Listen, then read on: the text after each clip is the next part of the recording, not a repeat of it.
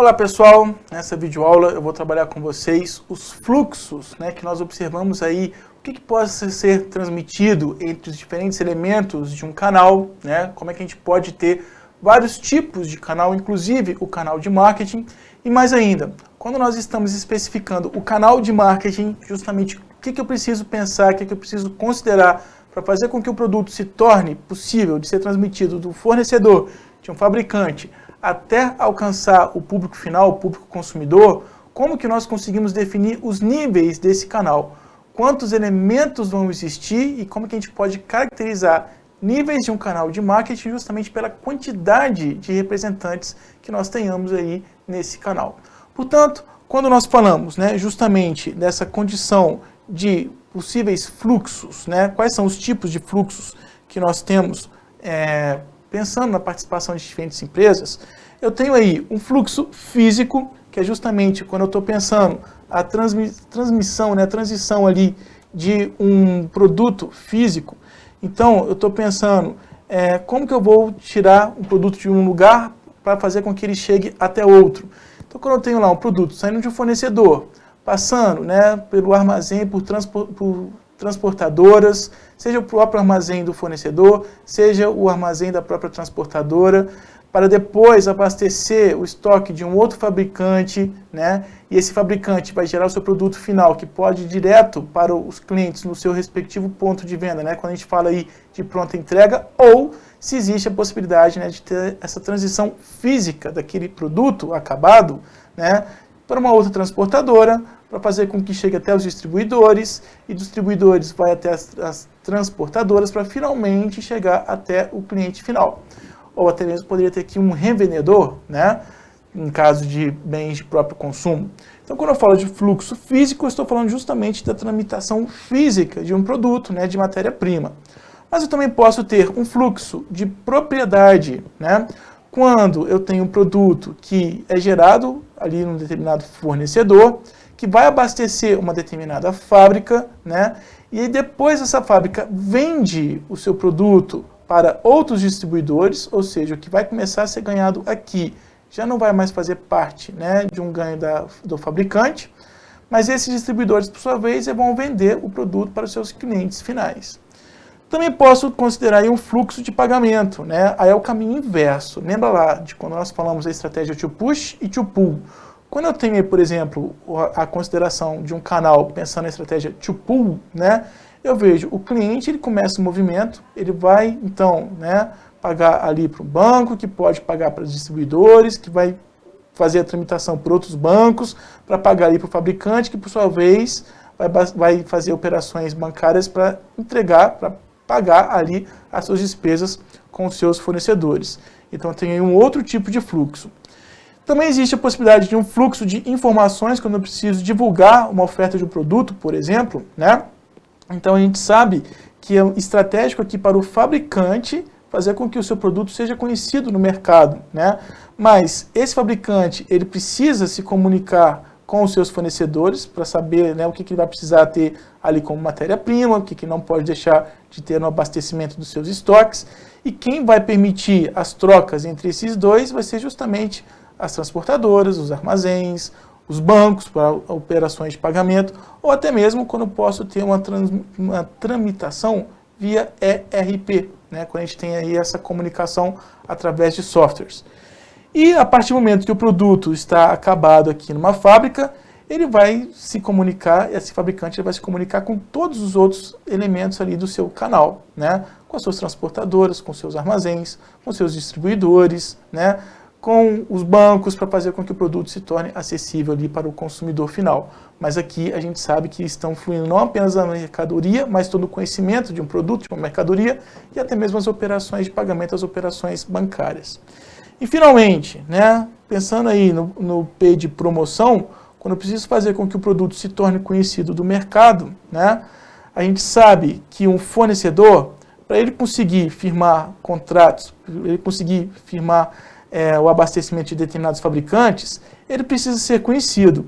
Então, mediando aqui essa interação entre uma empresa fabricante, que seja cliente corporativo de um fornecedor, esse fornecedor só vai ser conhecido através de uma agência de propaganda. Esse fabricante, né, por sua vez, para ele conseguir ter ali a participação de distribuidores, de revendedores de seus produtos, esse fabricante também precisa ser conhecido através de agência de propaganda.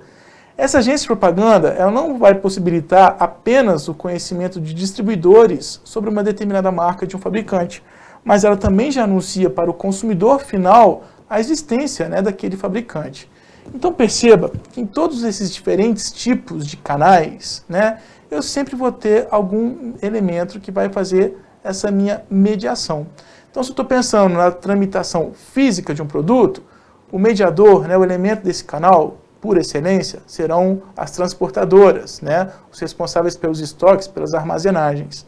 Quando estou falando, né, de um fluxo de propriedade, como isso tem a ver aí com quem está adquirindo, eu estou simplesmente pensando o produto em diferentes momentos, na posse de quem que ele está. Nesse caso, eu não preciso ter elementos, que cada um vai ter ali a sua própria propriedade, a sua própria participação, o seu próprio domínio, né, do que ele foi adquirido ali em um determinado momento.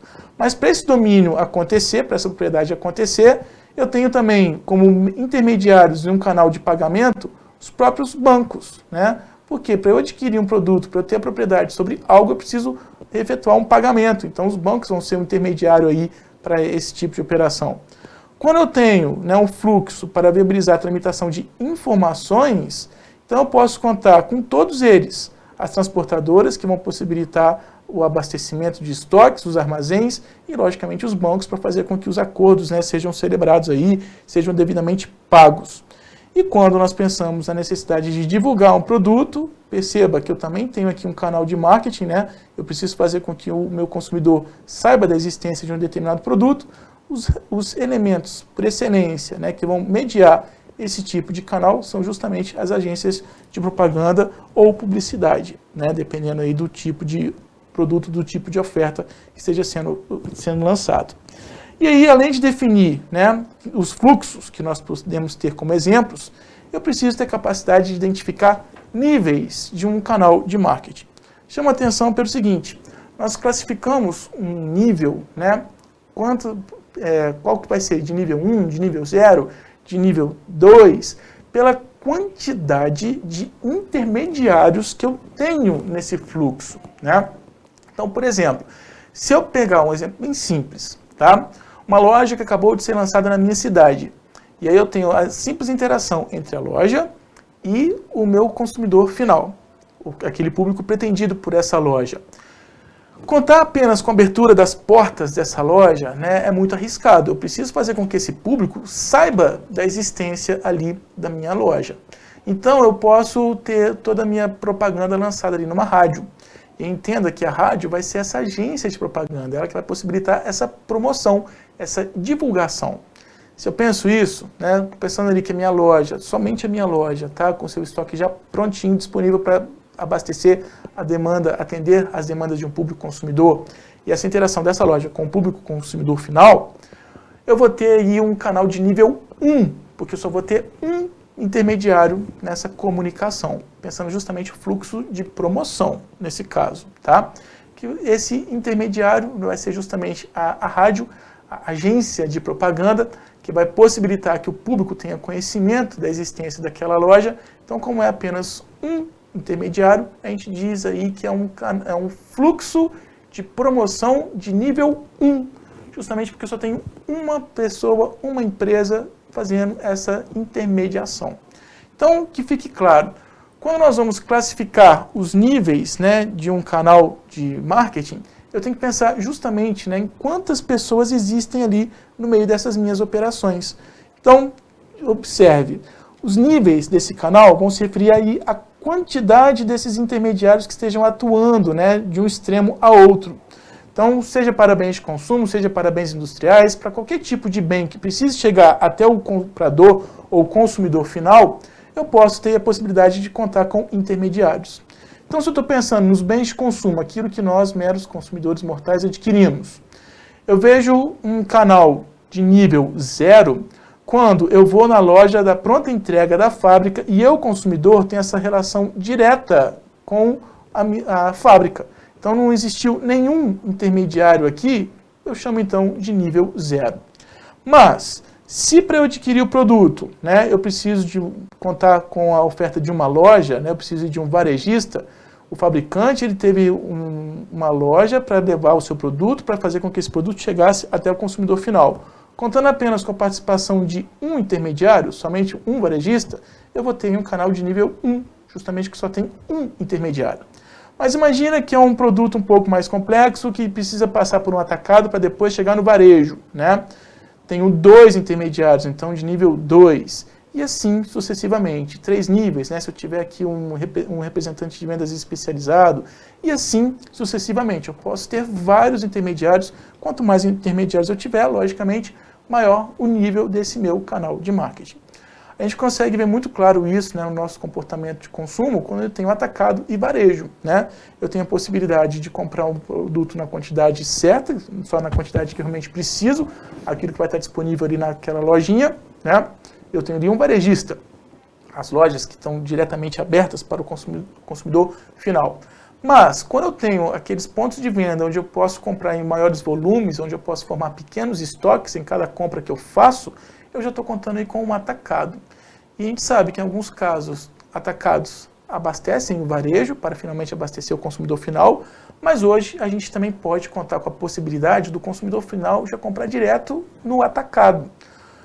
Quando isso acontece, se não existir aí um varejista, imagina que aquela empresa só atua por venda a atacado e pode ser vendido para consumidor, pessoa física, consumidor final, para consumo final.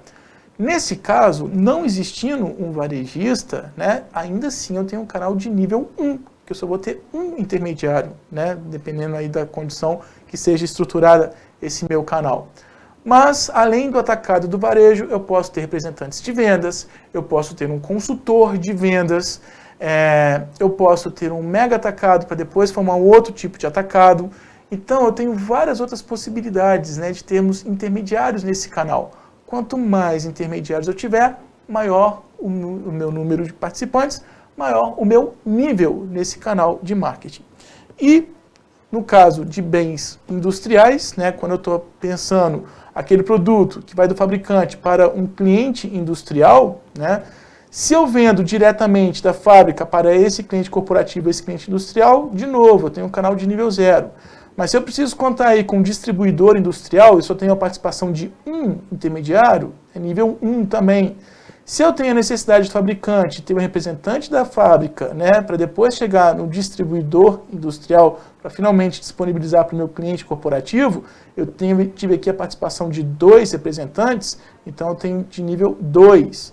E assim sucessivamente, né? Se eu tiver uma necessidade de ter uma divisão de vendas na própria fábrica, mas eu tenho ali uma outra participação, nível 3. E assim sucessivamente. Vai ser a quantidade de intermediários que eu tenho no meu canal que vai justamente definir para que de fato eu preciso ter fazendo ali o meu canal de marketing, fazendo ali a minha distribuição. E eu espero que essa breve apresentação, né, de como nós podemos determinar os níveis de um canal de marketing e quais são os possíveis fluxos que vão representar aí os meus canais, tenha ficado claro nessa apresentação dessa videoaula. Muito obrigado pela atenção e muito obrigado aqui por me assistir.